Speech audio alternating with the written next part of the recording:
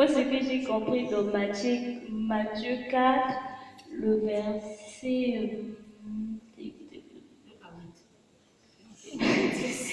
le verset 4, là, Jésus nous montre l'exemple que nous devons toujours... pardon, attendez. Matthieu 4, verset 4, Jésus répondit, il est écrit, l'homme ne vivra pas de pain seulement, mais de toute parole qui sort de la bouche de Dieu. Donc, ce qui veut dire que nous devons aussi, par exemple, nous devons toujours avoir la parole de Dieu dans notre bouche, parce que la parole de Dieu nous permet beaucoup d'affronter plusieurs situations, la tentation du diable. Nous avons la parole de Dieu en nous, on peut lutter et on peut surpasser tout ce que le diable peut. Que j'ai compris.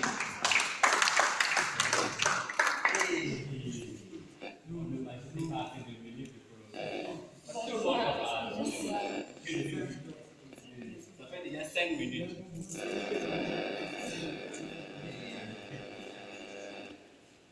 Dans ce texte, c'est que moi j'ai compris, d'abord au verset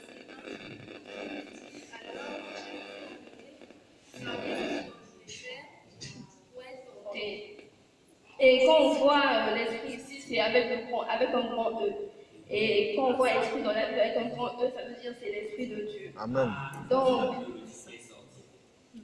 c'est l'esprit de Dieu. Donc, c'est pas un esprit malin qui avait poussé Jésus, mais c'est l'esprit de Dieu qui a eu à conduire Jésus dans le désert afin qu'il soit tenté. C'est pas afin qu'il puisse vivre une bonne chose, mais c'est afin qu'il soit tenté. Là, on peut comprendre que il peut arriver que Dieu puisse permettre des choses, que nous puissions vivre des situations ou encore traverser des situations assez compliquées. Tout ce que Dieu permet, c'est pour un but. Et s'il a permis que Jésus aille dans le désert, c'est afin qu'il soit tenté et que Jésus puisse glorifier son nom dans le désert. Et dans la suite, on nous dit que Jésus avait jeûné 40 nuits, mais lorsqu'il a été tenté, il n'a pas eu une occasion encore, il n'a pas pris ça pour une raison d'abandonner le jeûne ou de succomber à la tentation. Mais au contraire, il a dit que l'homme ne vivra pas seulement de pain. Il n'a pas pris ça pour une raison. Il pouvait bien se dire, j'ai jeûné pendant 40 jours, pendant 40 nuits, je peux me relâcher, je peux accepter ce qu'on me propose, mais il ne sait pas, il n'a pas raisonné de cette manière. Il a continué et il a dit que l'homme ne vivra pas seulement de pain. Et on voit aussi que le diable s'est approché de Jésus sur base de la parole. Et Jésus aussi l'a répondu sur base de la parole, parce qu'il connaissait la parole. Amen. Donc ce que nous devons comprendre, c'est que nous avons besoin, c'est nécessaire pour nous de connaître la parole, il est important pour nous de connaître la parole, afin que lorsqu'il y aura la tentation, que le diable viendra nous tenter, nous allons aussi lui répondre, contrecarrer sur base de cette même parole. Amen. Amen.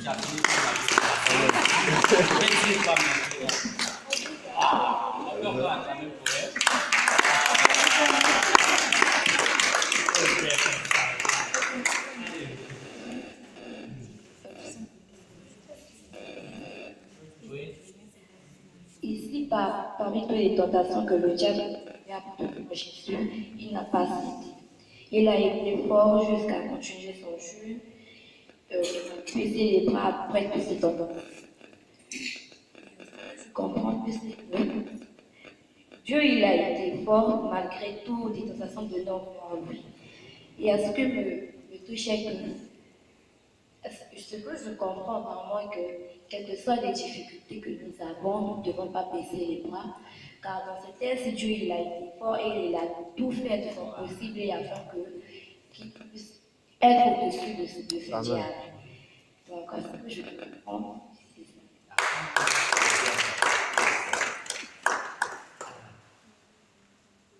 Comment commerçant, c'est bon. Vas-y.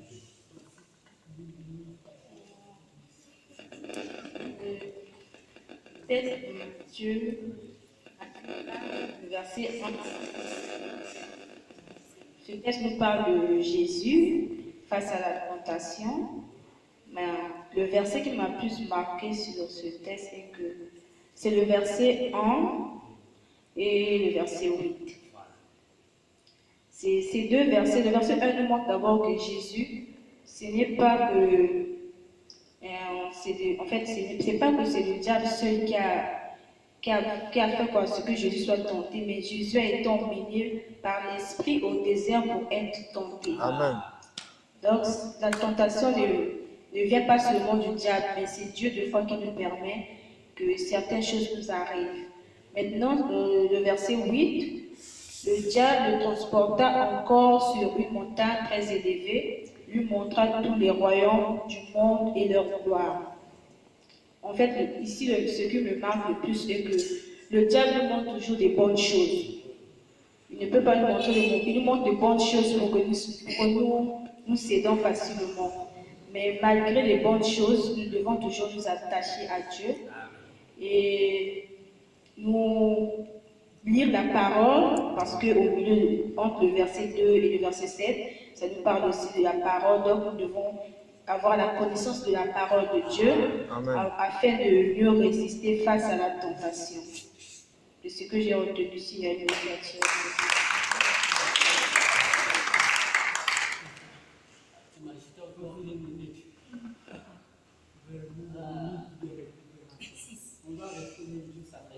On va rester jusqu'à demain.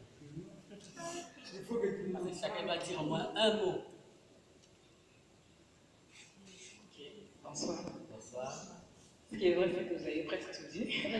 Elle a presque tout dit, elle aussi. Mais bon, Il ne va pas tout dire. ok, certainement. Matthieu 4, c'est vraiment un passage très, on va dire, ce sont des passages vraiment très forts. Le premier verset m'a tiqué. Alors Jésus fut emmené par l'Esprit dans le désert pour être tenté. J'ai compris que parfois, quand on est tenté, le Seigneur, c'est Dieu qui permet.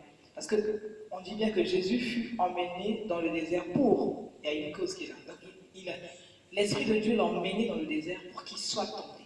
Donc, Dieu avait mis ça dans son plan. Donc, dans le plan de Jésus sur la terre, quand il venait au monde, le Seigneur avait déjà prévu qu'il y a eu un moment dans, comment je peux dire, sa jeunesse ou sa maturité, il devait être emmené dans le désert. Et la cause est là pour. Il a été emmené dans le désert pour être tenté, pour qu'il soit tenté. Et puis, ce qui m'a encore tiqué, c'est que on doit connaître la parole de Dieu. Parce que quand le diable vient nous tenter, on doit avoir la parole en nous, pour lui répliquer la parole. Le diable n'a pas peur de nos prières. On peut prier matin, midi, soir, mais si on ne met pas la parole de Dieu, ben, le diable ne va pas faire. Quand on prie, on doit mettre la parole de Dieu. On doit dire qu'il est écrit. Le Seigneur a dit, il ne m'abandonnera pas. Quand même le diable va venir chuchoter dans tes oreilles que voilà, tu as fait ceci, ça veut dire que tu es fini. Mais tu dis, le Seigneur a dit dans sa parole, combien même une maman peut abandonner son enfant qui vient de mettre au monde, moi je ne t'abandonnerai pas. Et quand tu dis ça, tu rappelles ça au diable, le diable fuit. Quelqu'un a dit, quand le diable vient me murmurer des choses, je lui dis aussi, il faut savoir que ton temps est bref, hein, tu as un peu de temps. Bientôt, toi aussi, tu partiras et tu seras enfermé. Et le passage encore qui m'a beaucoup tiqué, c'est le 8, voilà, le 8. On va commencer, oui, le verset 8. Le diable le transporta encore sur une montagne très élevée, lui montra tous les royaumes du monde et leur gloire. Il lui dit, je te donnerai toutes ces choses si tu te prosternes et m'adores. Jésus lui dit, retire-toi, Satan, car il est écrit, tu adoreras le Seigneur ton Dieu et tu le serviras lui seul. En fait, là, le diable montre à Jésus la gloire, l'honneur. Il arrive parfois en tant qu'enfant de Dieu, dans notre marche, le diable met devant de nous des choses. Il te dit, je prends le cas de quelqu'un qui travaille dans une grande société et que son patron vient le voir, lui dit, on veut bien nommer un nouveau directeur, mais pour passer, si tu acceptes, toi pour avoir ce poste, il faut que tu rentres dans la franc-maçonnerie par exemple. C'est des gloires. On peut dire, Jésus pouvait dire, avoir tout ceci, donc vraiment c'est mieux que je puisse me prosterner devant le diable. Mais il a compris que le diable est devant le Seigneur, le roi des rois, il n'est rien. Et il a compris d'où il tirait sa force. Sa force et sa foi étaient en Dieu Tout-Puissant et pas au diable. Et il avait choisi son chemin. Quand même il pouvait être égal à Dieu, la parole de Dieu dit, mais il ne s'est pas contrecarré comme le diable l'a fait dans les cieux. Le diable a voulu être égal au Seigneur et c'est pour ça que le Seigneur l'a propulsé vers la terre. Et Jésus n'a pas regardé comme ça les gloires que le diable lui a montrées sur le haut sommet des montagnes. Mais il a dit, tu adoreras le Seigneur seul. Encore une fois de plus, il a remis la gloire au Seigneur. C'est ce que nous devons faire en tant qu'enfants de Dieu.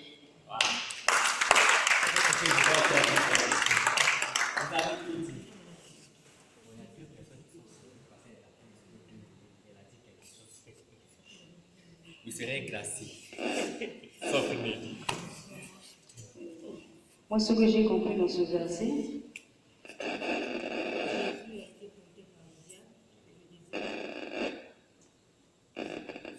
malgré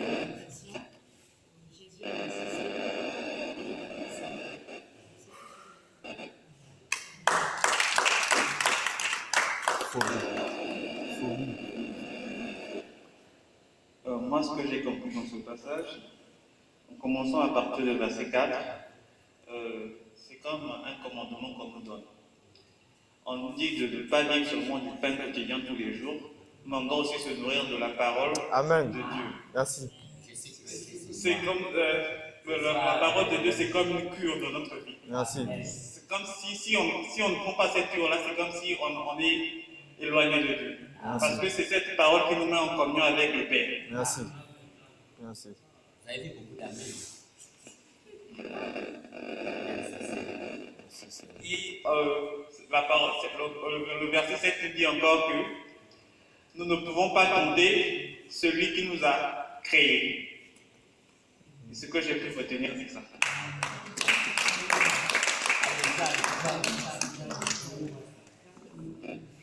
bonsoir à tous. Ce que j'ai compris dans ce verset, dans ces 8 versets, commençons par le verset 1 jusqu'au verset 8, c'est une manière où Dieu nous montre que le diable peut dire des choses vraies, mais il ne dit pas la vérité. Parce que dans ces versets, quand j'ai essayé de parcourir, c'est 3 fois que le mot « il est écrit » est répété. Donc, Amen. Jésus parle « il est écrit ». Le diable aussi dit « il est écrit ». Et le Seigneur réplique encore « il est aussi écrit ». Donc, c'est une manière de nous montrer que parfois, des choses peuvent être vraies quand le diable te donne cette facette-là. Et derrière ce que le diable fait, il y a toujours des conséquences. Mais par contre, quand tu t'appuies par la parole de Dieu, elle est vraie, elle est lumière, elle est vérité. Et par ses propres paroles, tu peux contrecarrer aussi le diable, même s'il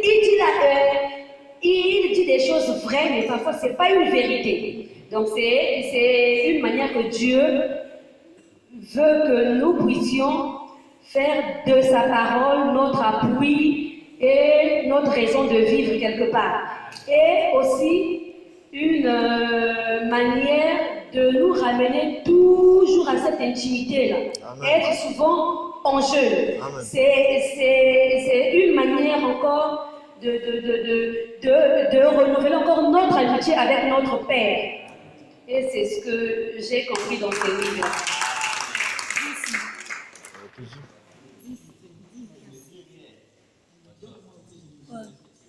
D'accord, ok. Moi, je dirais simplement. D'abord, je vais parler. Non, attends, moi, je vais dire simplement. Premièrement, Jésus-Christ est tenté parce que c'est Dieu qui l'a emmené à cet endroit. Ok, vous voyez, c'est déjà l'Esprit de Dieu qui prend Jésus-Christ et l'emmène à cet endroit. C'est comme déjà une garantie pour Jésus-Christ parce que le Saint-Esprit est en lui. Et cet esprit-là lui permet de vaincre la tentation. Et la deuxième des choses, le diable peut dire la parole de Dieu, mais il ne connaît pas le contexte de la parole de Dieu. Il peut oublier que celui qui est la parole, c'est Jésus-Christ. Et lui, il ne connaît pas le contexte de la parole de Dieu. Il ne dit que des paroles.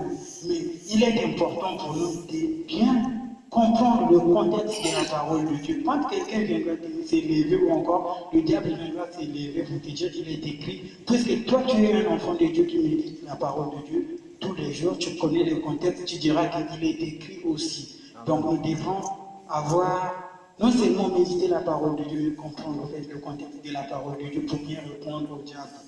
Voilà un peu ce que je pouvais dire. Va parler. Le reste, vous êtes déclassé.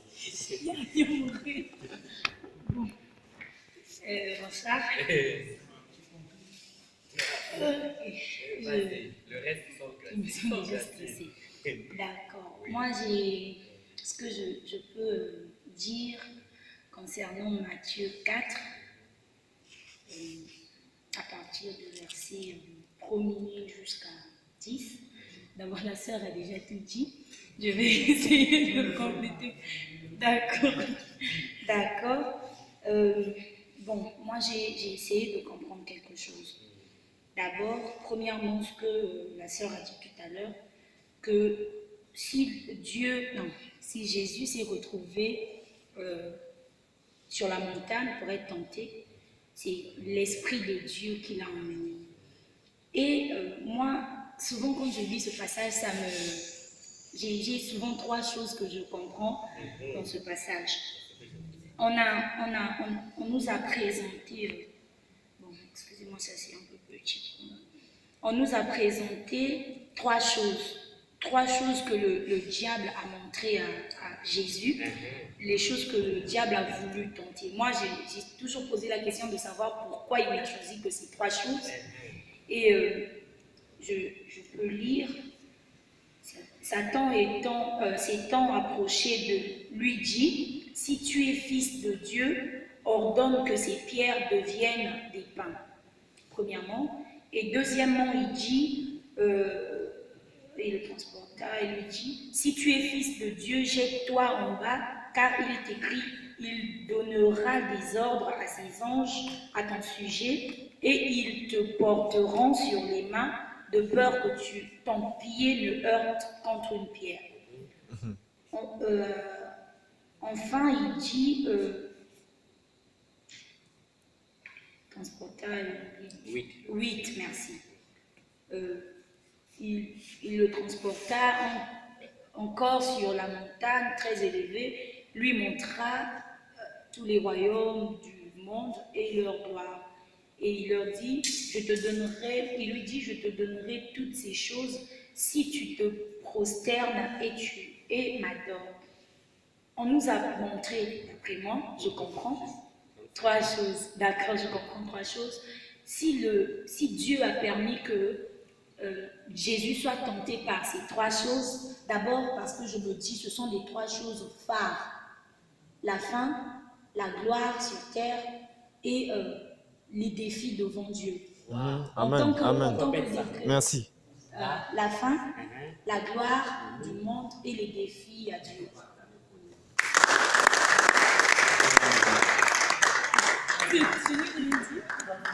La faim, la gloire et